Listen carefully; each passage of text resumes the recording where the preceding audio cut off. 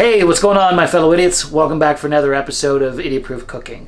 Now, as a side note, if you've never seen the channel before, my name is Will, and I make simple and easy to follow recipes that I consider are idiot proof because, hey, if an idiot like me can make something, you certainly can too. And if you're a fellow idiot and you've been watching the channel for a while, you should know the drill by now.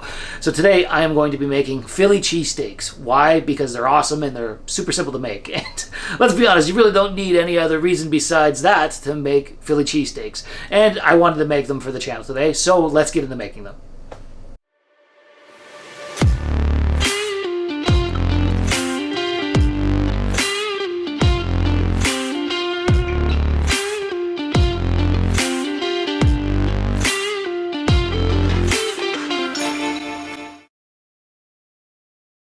Okay, so the first thing we're going to tackle in making these Philly cheesesteaks is the hoagie roll, and we're going to use our stand mixer to do so. So into the bowl of your stand mixer, add in 1 1/3 cups of warm water. I had mine heated to about 110 degrees Fahrenheit, and then I'm going to add in 2 1/4 teaspoons of dry active yeast, and we're going to feed the yeast with a pinch of white granulated sugar and let it bloom for the next 10 minutes or so. You're going to look for it to foam up.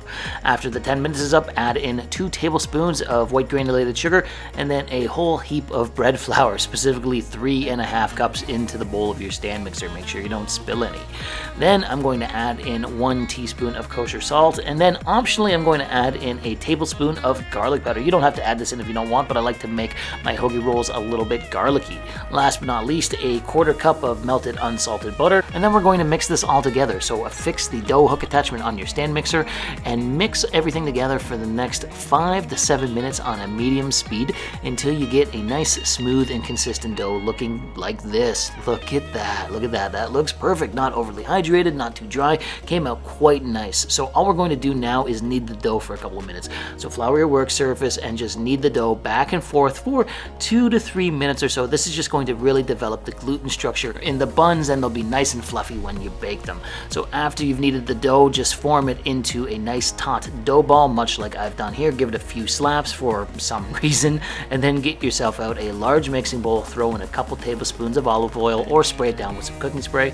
Drop your dough ball into the oil, swirl it around so that it doesn't stick to the sides of the bowl. Cover in plastic wrap, and we're going to stick this in a warm, dry spot to rise. You're looking for it to double in size, and it takes anywhere from 1.5 hours to 2 hours. So after 2 hours, as you can see, my dough has risen quite nicely. It's pretty much doubled in size. So let's take the plastic wrap off and deflate this because it's time to start making our buns. Give the dough a little punch, take it out of the bowl, and it's time to start cutting it up. Now I'm going to get out my kitchen scale here so that I can weigh the dough out, and it came out to 36 ounces, so that's perfect. I can make 6 6-ounce buns out of this, so I'm just going to cut them up here. There we go, and that is perfect. These are going to come along nicely. So let's start forming our buns. So take one of your dough balls, press it out onto your work surface with just your fingers, make a circle out of the dough, and then we're going to take one edge of the dough and roll it into a roll shape. Really, how else would you describe it? Then you're going to pinch the seams of the roll so that there's no exposed seams, and then you're just going to roll the roll out in the palm of your hands with lighter pressure in the center, applying more pressure towards the ends of the roll so that it tapers off. Then we're going to just repeat the process with all of our dough balls here, and I'm placing them on a parchment lined baking sheet off to the side. Repeat the process until you've got all 6 rolls rolled out. Look at that. Now we're going to give them one final rise, so I'm going to cover these all in plastic wrap again, stick them in the warm dry spot you used before for another hour. This is the second rise, and they should come out nice and puffy looking like that. Look at that. That is perfect. Alright, so now we're going to score these buns. So I'm just using my bread lame here, and I'm going to cut a line down the center of my buns just like 1/8 of an inch deep, and then we're going to give them an egg white wash. So all we're going to do is brush them all down with some egg whites here. This is going to allow us to stick sesame seeds to the buns. You don't have to use sesame seeds, but I like to throw sesame seeds on my hoagie rolls. From there, preheat your oven to 350 degrees Fahrenheit and bake these rolls for 20 to 25 minutes until they come out golden brown and looking like that. Look at how gorgeous those look. Oh man, I'm loving those. That is awesome. Now we gotta let these cool down for like 1.5 hours to 2 hours. As you can see, I just burnt the hell out of my hand. So let your buns cool down for, like I said, 1.5 hours to 2 hours. While the buns are cooling down, let's deal with the meat for our Philly cheesesteaks. I've got myself a ribeye here. It's a decently sized and gorgeous looking ribeye, and I've stuck it in the freezer for about 45 minutes because we've got to slice this super thin. Philly cheesesteak uses super thin slices of steak steak, like look at that's how thin you should be slicing it, and it's way easier to slice the steak if it's slightly frozen. Look at that, look at that. So just slice up your ribeye until you get nice little thin strips of steak and throw them into a bowl, because now we're going to go into the kitchen and fry these. All right, so what we're going to do in the kitchen is get out our flat top. Now keep in mind you can do this in a cast iron pan if you want to, but I have my little cast iron flat top here, and we're going to start off by frying some onions. So I'm just going to throw down some neutral flavored oil, and I'm going to throw a large white onion diced up very finely onto one half of my flat top here, and I'm just going to let these fry for the next 5 to 6 minutes until they start to caramelize. I'm going to stir them every once in a while, but the trick is to not over stir them, you know, just every like minute and a half or so. As the onions are cooking, I'm going to throw down some additional neutral flavored oil, and I'm going to start cooking my steak.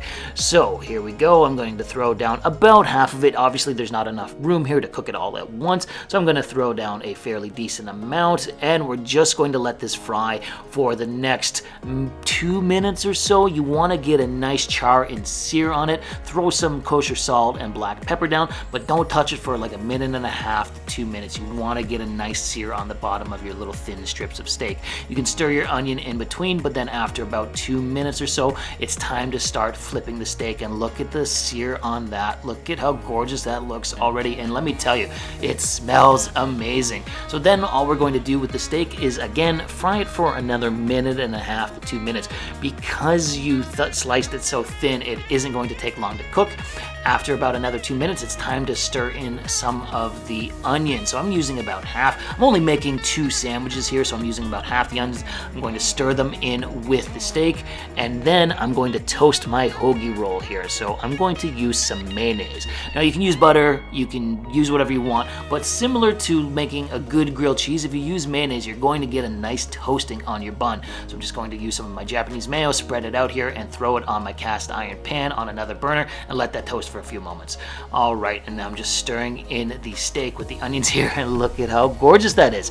So now it's time to add on some cheese. I'm going to be using sliced provolone, specifically 3 slices of sliced provolone, and all we got to do now is let the provolone melt. It's only going to take like 45 seconds to a minute.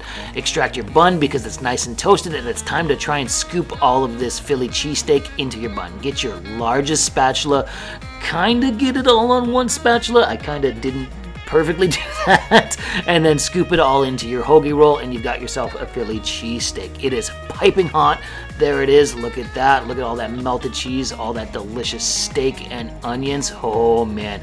And you know what? Hold on. I got one more. There's the second one.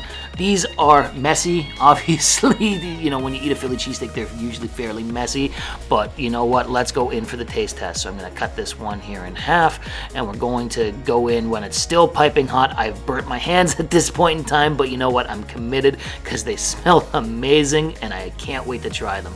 So here we go. With the first bite, that is delicious. That was so good, so meaty and steaky and cheesy, and the caramelized onions, oh, it was perfect. And the bun was amazing because it was nice and fresh. It had that little hint of garlic in it. It was awesome. This was super hot, and I burned the hell out of my mouth and my hands because I didn't let these cool down. I just dug into them right away, but you know what? Sometimes you gotta do that, especially when it comes to Philly cheesesteak, because these were so damn good.